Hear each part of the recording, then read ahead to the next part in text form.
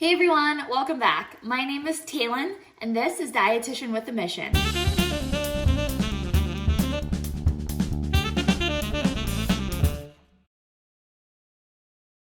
Today's featured recipe is a caramelized onion soup. This is going to be a plant-based rendition of the classic French onion soup. Our featured ingredient, of course, are onions. Let me introduce you to our ingredients. We'll have 2 large onions. I'm using yellow onions, which are on the sweeter side, but if you want to use white onions, go for it. The caramelization of the onions will make the white onions, which are typically more pungent, sweet. We also have 1 cup of sliced cremini mushrooms.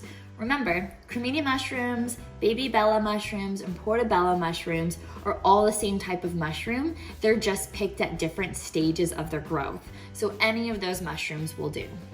We'll be using some herbs as well. I've got 1.5 teaspoons of thyme and 2 bay leaves. Our umami or savory flavoring components, since this is a plant-based recipe, include miso paste. I'm using a red miso paste, and a soy sauce alternative, coconut aminos. You can of course use soy sauce. I would choose a low sodium soy sauce, or you can use tamari, which is going to be a gluten-free version of soy sauce. Coconut aminos is both gluten-free and soy-free. And of course, we are going to be using vegetable stock. To bring in the aromatics, we'll be adding 2 cloves of garlic and a hefty pinch of both sea salt and black pepper. While you can caramelize your onions without any added oil, adding a tablespoon or 2 of oil helps this process along and makes the overall caramelization process faster. So I'll be adding 1 to 2 tablespoons of cold pressed extra virgin olive oil. And then to thicken it, since there's no cream in this recipe, we're going to be using a tablespoon of cornstarch. You can also use arrowroot starch if you have that, but it's not necessary. Let me introduce you to our onion. We've got 2 poles of the onion, the stem, and the root. Now, it is known that underneath the root is where the majority of these sulfuric compounds live. And when these sulfuric compounds are combined with the enzymes that live in the onion, after cutting or being exposed to air, these 2 agents react, and they're volatile, which means that they turn into a gas. And when those agents react, turning into a gas, they get into your eyes, and they form sulfuric acid. Now, sulfuric acid does burn. It is a low amount though, and so your eyes naturally will swell up, producing a liquid to try to cleanse and neutralize the acid in your eyes. Therefore, you start crying.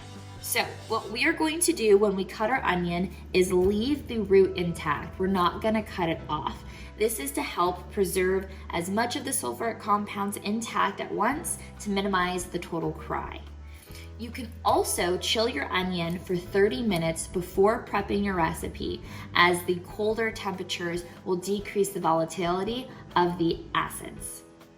You definitely want to make sure you have a nice sharp knife. A dull knife is going to make this harder, and it's also going to smash the cell walls of the onion versus cutting through the cell walls of the onion, increasing the cry factor.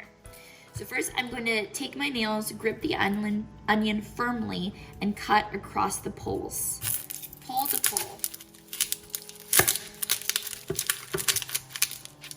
And my cutting board is sliding, so for safety, I'm actually going to put a wet towel underneath, and that will decrease the movement. Okay, there we go. Much better. So I'm going to cut off the stem, and this is going to help me peel the skin of my onion better, get a good grip. The outside layer is called the paper layer, because it's thick like paper. And usually the first layer has some dry, papery spots, which become really tough in our recipes. So I'm gonna remove the first layer as well. Go ahead and throw the skins in your compost. So far, no tears, we're good to go. Do the same thing with our other side.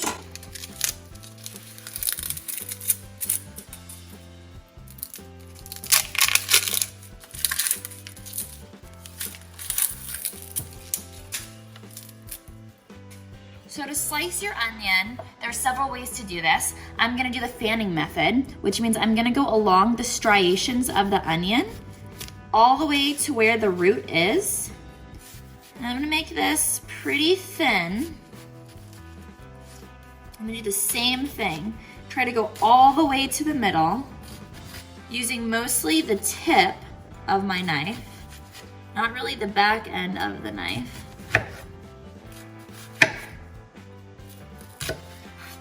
And now our onion is fanned out. Whee!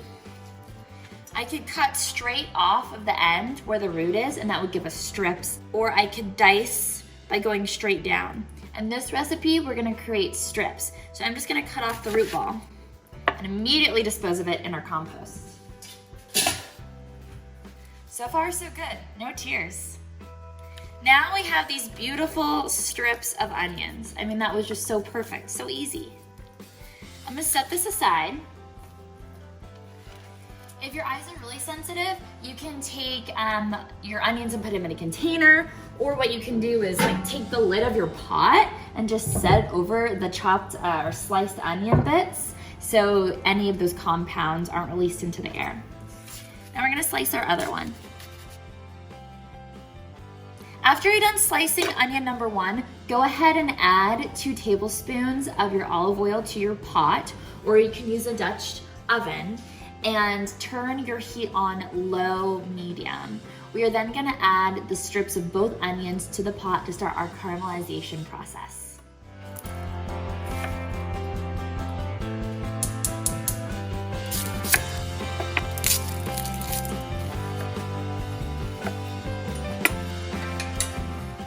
Okay, let's add our onion strips into our pot. It's okay if you hear a light sizzle. That means the pot's warm. You don't want to hear a high sizzle though, because that could lead to burning of the onions. That's not what we're trying to accomplish today. Of course, you'll break them up in time with your spatula. One thing to note is the thinner you cut your onions, the faster they're going to cook. So if you have any abnormally thick pieces of onion, go ahead and slice them into half the size. Like this guy. This guy's a bit big, as is this one.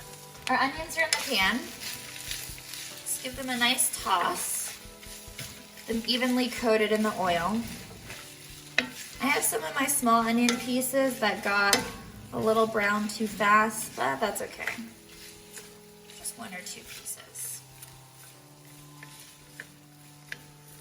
The secret to caramelization is patience. A lot of people will rush this process, myself included, and what we get is a handful of our onions caramelized, a handful of our onions burnt, and a handful of our onions raw. So don't do that. Do this when you have time. It's gonna take about 30 to 40 minutes to caramelize. Now, your onions may be done in 25 minutes, but the richness and the depth of the flavor really come with the length of the caramelization. Now, the good news is you don't have to babysit it constantly. Come back every 7 or so minutes, give it a good toss.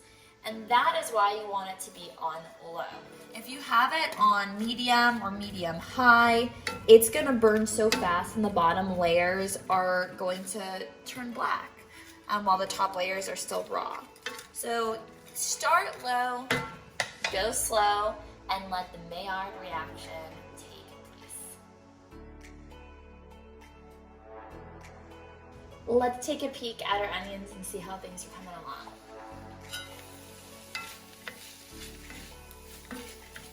They're translucent. Almost all of them are translucent, which is typically what we want for like soups and in a simple saute. We want that deep brown color. This is the onions at about 6 minutes.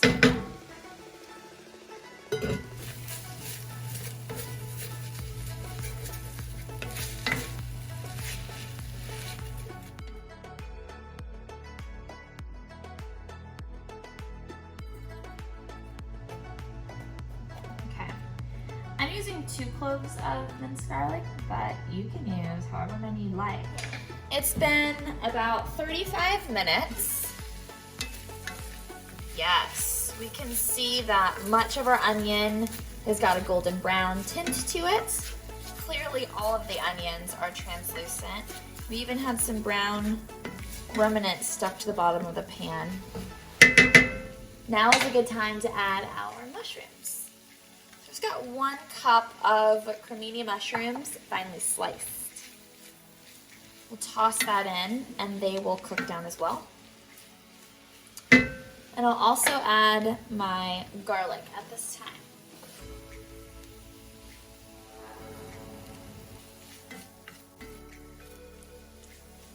Let's add a pinch of salt. And a few cracks of fresh ground black pepper.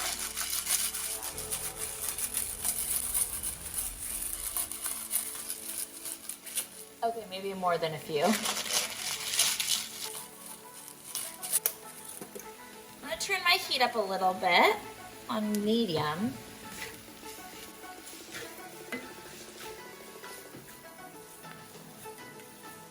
It's so fragrant and smells so good. Yum, yum, yum, yum, yum.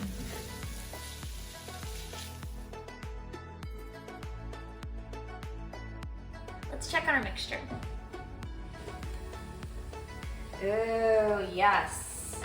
Okay, we can see that there's a little bit of that browning at the bottom of the pan. I love this browning because it's gonna give our soup so much delightful flavor.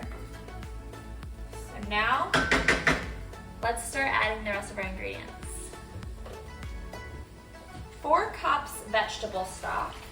I'm just gonna do a little bit at first. At this moment, my second camera went out, so you can't see the deep brown coloration of the onions, but it's almost as dark as the vegetable broth. And so what I'm doing is I'm using the vegetable broth to deglaze the bottom of the pan and remove those flavorful brown bits.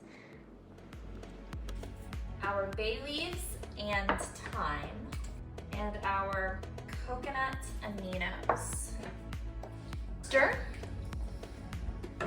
And let it simmer for a few minutes, and once it comes up to a boil, we'll add our final ingredients of the cornstarch that will thicken the mixture, and then we'll reserve about a half a cup of our mixture and mix that in with the miso paste. And we're doing it this way because if we add our miso paste to too hot of a pot, the bacteria that live in the miso that are gonna be beneficial for your gut, they're gonna die off. So we're gonna let that little bit of broth cool, then mix it with the miso, turn off the heat, and at the very end, once the soup has cooled down a bit, add that to bring out the last bit of umami flavor. This is my miso paste. It typically comes in a bin, but you might find it in a vacuum sealed bag. And it's just fermented soybeans with some sea salt and some rice. This is gluten-free.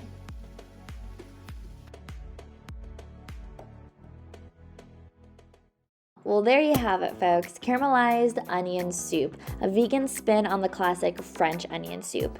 The serving size is half of the pot, so go ahead and dish yourself up a large portion. If you want to zhuzh it up a bit, sprinkle some Parmesan cheese, crank it on broil, and top with croutons. Yum. Enjoy.